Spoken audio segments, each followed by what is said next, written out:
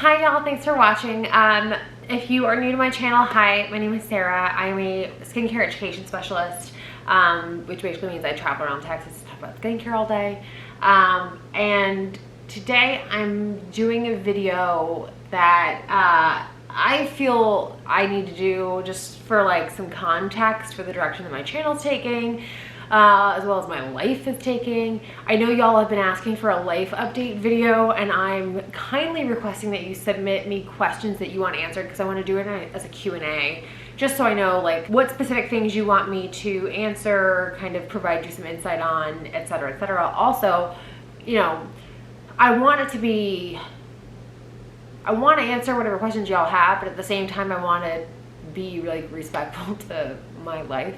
I feel like this video is super important though to put up before that one, just because I think it adds, just because I think it provides a ton of context as to why I've made a lot of the changes that I've made in the last like year-ish, year and a half, and why I will be continuing to make like major changes, because I have to. So basically this video is all about my back problems. For those of you who don't follow me on Instagram, I posted last year when I got my diagnosis. I was destroyed. But basically I have advanced degenerative disc disease, which sounds like I should be 75 years old. And, you know, in fairness, I am by far the youngest person I know with this, especially to the degree that I have it. That advanced thing really sucks. Essentially, what happened is it was December 27th, 2007. I was in spin class. I had just taken my dad, I think I had just taken my dad to the airport or something, and I had gone to the gym after. And I was on the 4th song of spin. If you guys have ever taken a spin class, you know there's usually like 11, 12 songs in a 45-minute class. I was on 4, so I still had like a ton of this class left. And I was doing a push and tap, and I remember one of my trainers was teaching that class, and I was doing a push and I was going back to do the tap, and something happened and my butt just hit the seat and I froze. And for the rest of the class, I could like move my legs, but I couldn't do anything else. And I was just terrified. I couldn't get off the bike, and I basically had to like army crawl out of the room. And somehow I managed to make it home, and I laid on the couch for a week. I thought I had pulled something. I thought, you know, I thought I had overdone at the gym. I went back and watched older videos of mine a while back, and I had been complaining about my back hurting for months.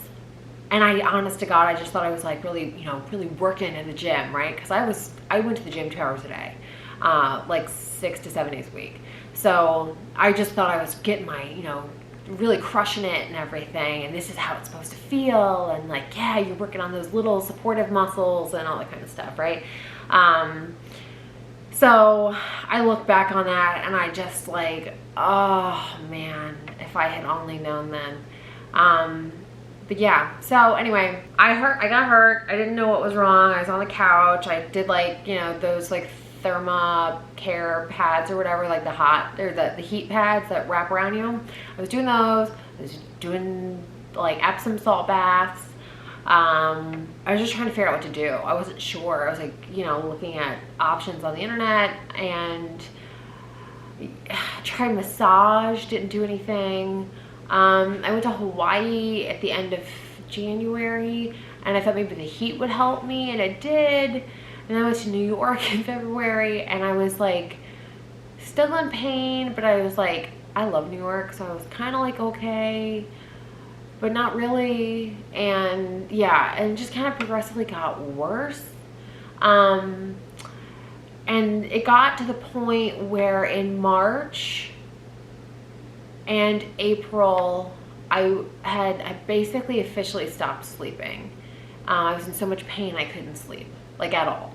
I would literally get to the point where like exhaustion would kill pain, or would like overtake my pain for a couple hours, like 2 hours, and then I could sleep. And then the pain would wake me back up again. So I went to the doctor because one morning I woke up and I was paralyzed. Like I literally could not move. And that just, holy hell, that scared me. Like I literally thought I was paralyzed. So went to urgent care, had an x-ray done. They didn't find anything. They put me on an antibiotic. No, excuse me. They put me on an anti-inflammatory, they put me on a muscle relaxer, and they put me on a painkiller. The painkiller was like tramadol. It didn't do anything. The muscle relaxer didn't do anything. The only thing that did anything was the anti-inflammatory. So that was, you know, something. And it didn't do a lot, but at least it gave me an indication of like, you know, a route to take in treatment. So then I started doing, so the x-ray didn't tell me anything. So then we had to do an MRI. I was working for Sunday Riley at the time, and we had just launched that foundation that was really short-lived, but I was working like my ass off for that launch. So I didn't have time to do an MRI until May. So I was just like coping, and I get with like no sleep. You have to keep in mind that no sleep. And get to May, do the MRI. I'm doing cryotherapy at this point because cryo is really good for inflammation, and since the anti-inflammatory was working, I was thinking maybe cryo would be even better. Cryo was helpful, but it wasn't like a solution. You know what I mean? Like it just kind of like, it was better than nothing. And I was so exhausted that like I would take whatever when I could, but it like was nowhere near enough. So yeah, we were just trying to like solve this, and finally get the MRI. It comes back with my diagnosis, and I remember getting a phone call from my doctor saying, yeah, your results are in, we have to refer you to a specialist to even get your results. Like you need somebody to like read you these results. And I was like, oh God. So they referred me to this neurosurgeon. So I went in and I met with him, and he was really nice. He was really good. You could tell he was like, you know, I liked what he was doing, because you could like, he was really, you know, ahead of a lot of stuff. But he's the one that actually gave me my diagnosis in person. He had told me, before he gave me my actual like MRI results, like before he showed me anything, he did my like, they do like these like exams on you. They do these like tests on you. And they just check like your reflexes and all that kind of stuff. And he said to me, you know, I'm not gonna lie to you. When I saw your results before I met you, obviously, like I looked at these before you came in, and your back does not match your reflexes. You shouldn't be able to walk. And I was just like, what? And so we look at my MRI, and he explains to me what I'm looking at and all that kind of stuff. And he tells me, you have advanced degenerative disc disease and lumbar spinal stenosis. So basically it makes sense that the x-ray didn't find it because it's nerves. You have a herniated disc, but your L4, L5 is gone. It's like shot to hell. Your L4, L3, L4 isn't like super far behind it. So he wanted to do a fusion. He wanted to do this thing called a transformational, it's a TILF, transformational something lumbar fusion. And insurance wouldn't cover it. So it was like $125,000. And he said, if if they pay cash, it'd be like half that, right? Because of American healthcare. And so I was like, no, like I cannot do that. It's like, that's just not an option. So I went and got other opinions from other neurosurgeons, and that were in my network. And my, the one I wound up going with, the doctor I wound up going with, he would not even look at you unless you were a surgical candidate. So I had to call in, and his nurse had to pull my MRI up, and then, they'll get back to you kind of thing. On the phone with me, the first time, she goes, let me just look at this. Because I'm like calling to try to get in with these doctors, and like everybody's booked out, and I'm just like, oh, this sucks. So she pulls me up and she goes, oh. And I think she like cut me off in my sentence or something. And she's like, oh, yeah, he's going to want to see you. And I was like, oh, that's like not a good sign, right? And so you're like, oh, okay. And she's like, how's Thursday? And I was like, whoa. Because everybody else was like weeks out. And she was like, Thursday. I was like, done. So I go in. He does the same reflex tests on me. And he tells me something that I will never forget. Which is, you have the reflexes of a 17-year-old cheerleader, but you've got the lower back of somebody in their 60s. And I was like, what? And so we walked, he like had a really long conversation with me, walked through my lifestyle, what I do for a living, what I was doing for exercise, what my life was like the last several years, all that kind of stuff. And basically what he told me was I am the like busybody kind of person where I'm so active that I just never gave my back a break. And so it wasn't just like one thing, it was like many things. And you know, it ranged everything from like when I was married to my ex-husband, I slept on the couch a lot. Like for most of what I can recall, I slept on the couch. And so that wasn't good for my back. I was also working 7 days a week. I was working on my feet a lot. I work on my feet now. My current job, when I was with Sunday, I left Sunday because I couldn't do the job anymore because of my back. So when I left the job, I left because I needed, what he told me was you need to get out of the car and you need to get off the tile. So because my job is walking around on tile all day and it's driving, and I was in the car, like where I live, I'm in the car 2 to 4 hours a day, depending on where I'm going. And he's like, you gotta stop, because those are the two worst things you could be doing for your lower back. So I've got like a kind of like a long-term plan to get out of this, but to still be doing something that I love, which is quite frankly one of the major reasons why I got back on YouTube, was because it allows me to do my favorite parts of my job, but at the same time do it not walking on tile and not driving. So, you know, I'd love to do this for like a living, but I don't make any money off YouTube yet. So hopefully we can change that. But yeah, so he said it was just, I am super active. I worked out a lot. I did a lot of like, you know, just a lot of stuff, just various stuff. And I wasn't taking good care of I wasn't giving my back a break, essentially. Because I was eating right, I was working out, I was doing everything you're supposed to do, everything you've been told your whole life you should do. And that's what really pissed me off, was because I remember like crying and saying like I don't understand. Like, what did I do wrong? You know what I mean? Like, your whole life you've been told to do these things, and I did those things. I did what you told me to do. What the hell? And they were like, you got to take a break. And, you know, this is I'm somebody who didn't take a vacation. I didn't, like, I never did. And so, it was just a crazy, insane wake-up call.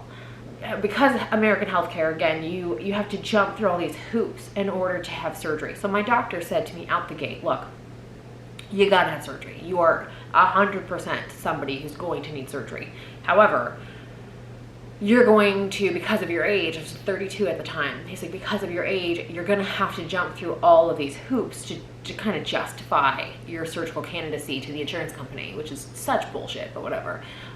So this was in May, and for 2.5 months, I had to like do all this shit. So I had to like go to physical therapy, I had to get steroid injections in my lower back, I had to do a bunch of just a bunch of stuff. But you have to understand that I was doing all of this, I was still trying to work, and I wasn't sleeping.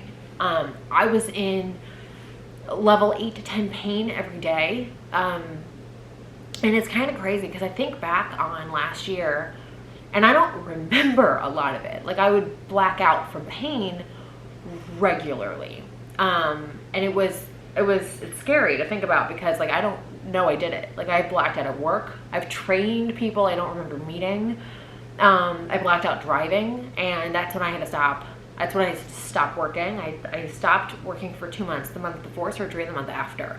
And I stopped because I blacked out, and I was just in so much pain, I couldn't function. Like I literally, like I couldn't stand up. People met me after surgery and they didn't know how tall I was, because apparently I was that hunched over. I had no idea, you know, because you're just so out of it. So it's just a crazy thing, because, you know, I think about just all the layers in that, and everything from the fact that like people didn't realize how much pain I was in because I seemed with it. Like I seemed totally coherent at work, and which is what my at the time my boss and I were talking about it, and she goes, it's really a testament to how good you are, because like I couldn't sustain a thought, man. Like I was just a mess. But I could train you, I could repeat myself. I had myself on autopilot. So I would have like, I would have my phrasing down. But yeah, I wasn't sleeping. I would like literally, I lost my shit on a nurse practitioner. I thought I was gonna have to get bailed out of jail. Because I was so tired. I hadn't slept in days, and I was out of pain meds, and because of the opioid epidemic, they wouldn't give me anything strong enough to really help me. So what it does is it makes you kind of desperate, because you're just so desperate for any kind of relief that you are so tired that you don't have the same like functions that you would normally have. So like I remember I went into urgent care. My doctor has an urgent care attached to it.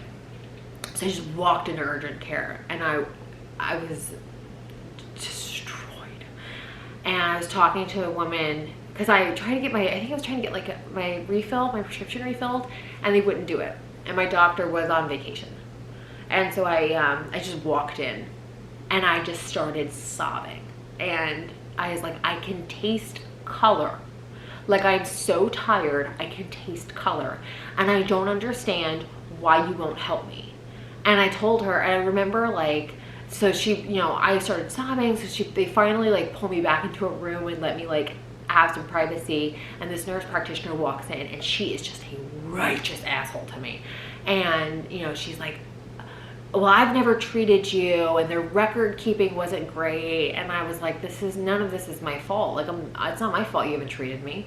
And I said, you know, I tried to explain my whole thing, and she's just like, well, I'm not going to give you anything. You just got to like power through it. To which I probably called her a name or something, because I was, again, not in my right mind.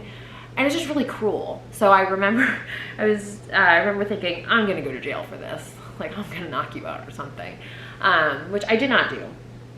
I finally got her to the point where she gave me something. She counted out how many she could give me to get me to 9 a.m. on Wednesday morning, which is when my doctor's first appointment was available. And I remember going in to see him at 9 a.m. Wednesday morning. And I said, please, for the love of God, don't ever let me talk to her again. Like, don't ever put me in that situation again. This is not fair to me. I didn't do anything to deserve this. I was like 2 weeks before back pain, or before my back surgery. So I was just, you know, I was just waiting it out, basically, right? And he was like, yeah, explains her background and why she was like that and all that kind of shit. And I was just still like, I understand there's an opioid epidemic. I understand that, like, I'm statistically a very high, you know, stereotypical likelihood for it or whatever. I don't know. I just like, I don't care at this point. Like, I'm so tired. I haven't slept in months. Like, I'm gonna die. I feel like I'm gonna die. Yeah, it was rough, man. So I wind up having surgery on July 20th, and for a month I'm not allowed to bend, twist. I can't lift more than like, I think it was 5 or 15 pounds. There might have been like a it might have been like a tiered kind of thing. I don't really remember at this point. But yeah, it was absolutely crazy. So I wasn't allowed to be in a car for more than a certain amount of time.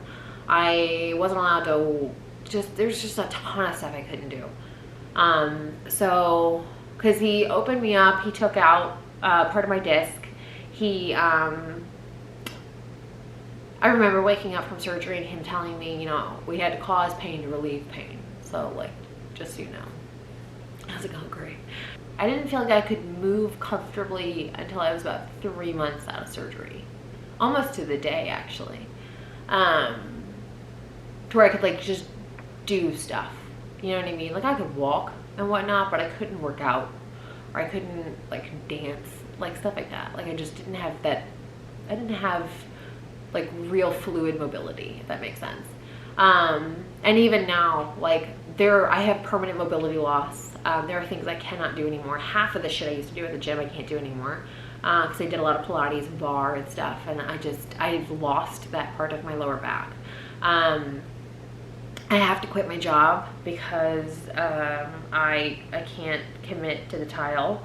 My job is on my feet.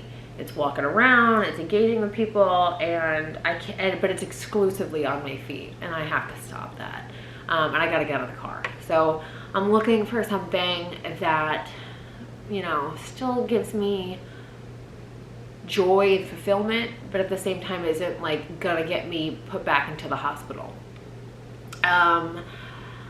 All the hard work I had put in at the gym, changing my body, I was working so hard. I was in such good shape when this happened.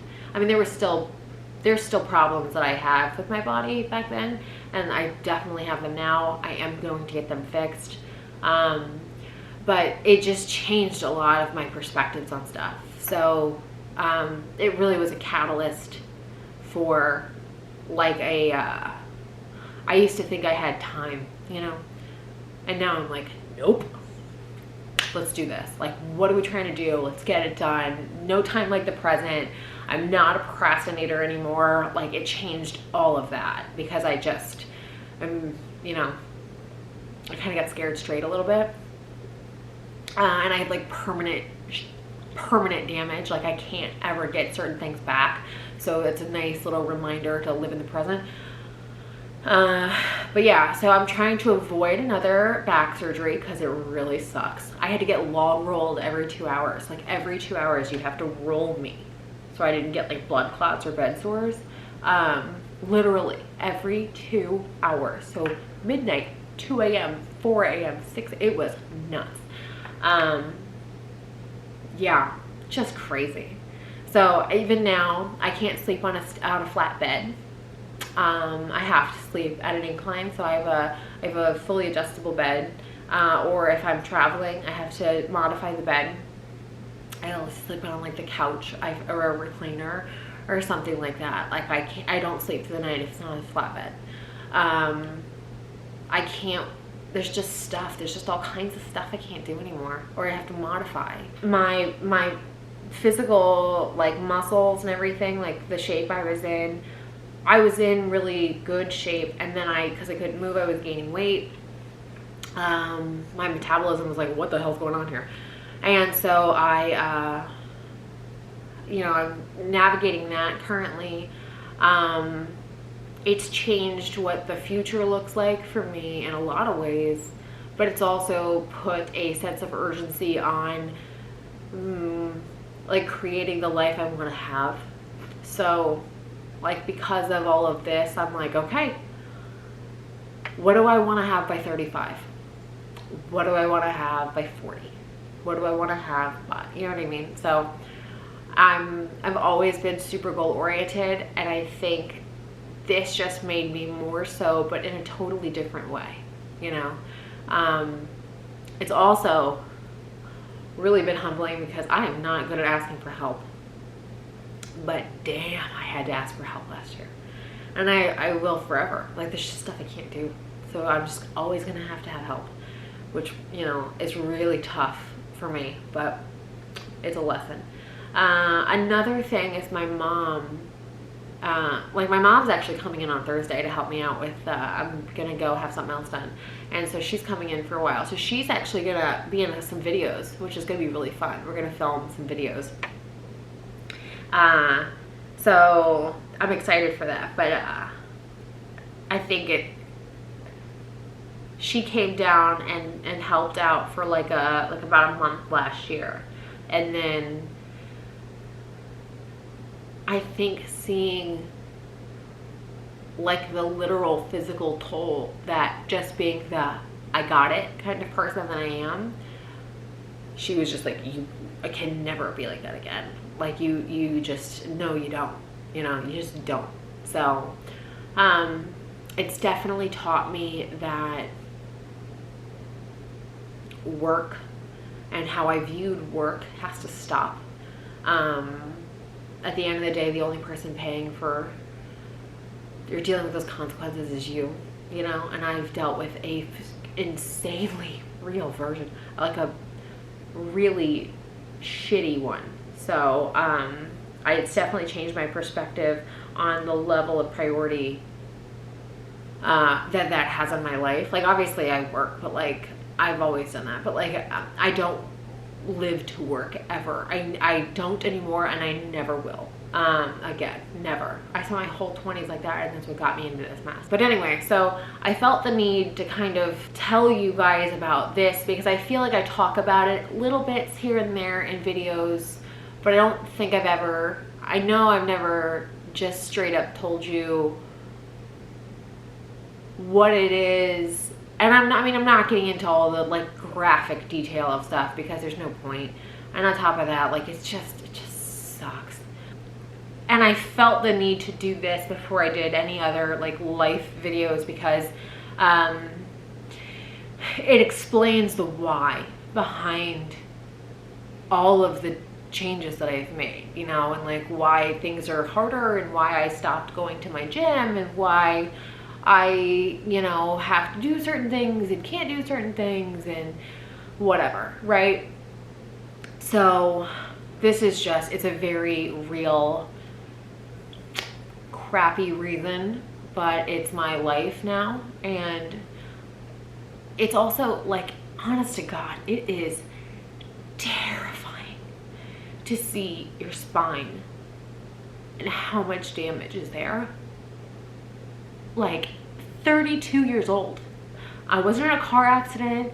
I didn't have something like genetically wrong with me. Both of my parents have fine backs. I'm the only one in my family that has this. It's not genetic.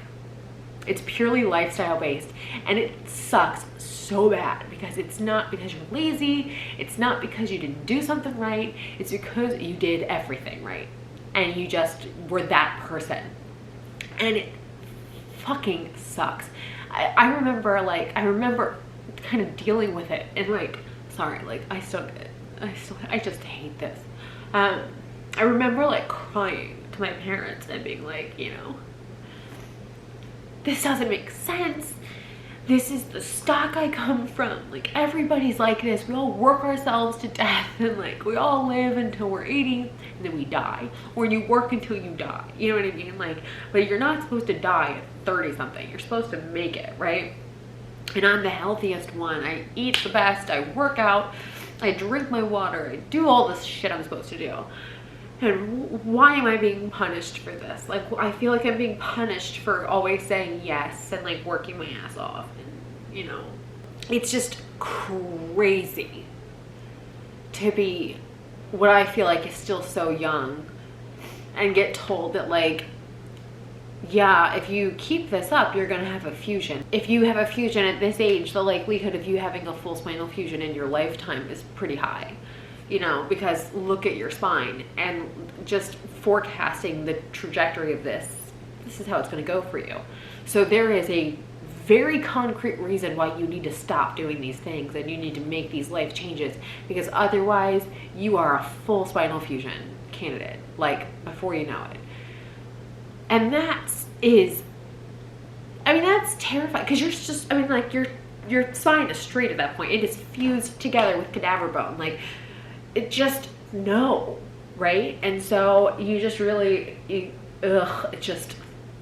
go through all these emotions and you have to like make major life decisions in what feels like turbo speed time, like I had to make some serious life choices pretty quickly and just, you're at a fork in the road. Which one are you going to take? Because you can only take one direction.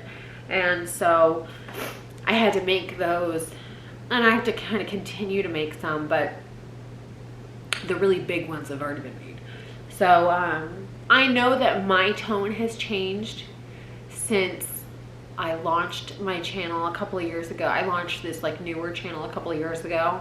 And I can tell, I see that y'all can tell I've made a lot of changes and I'm a lot different than I used to be. So I just thought it'd be helpful to have a video that just laid it out for you as to why it felt so sudden and why it feels so concrete.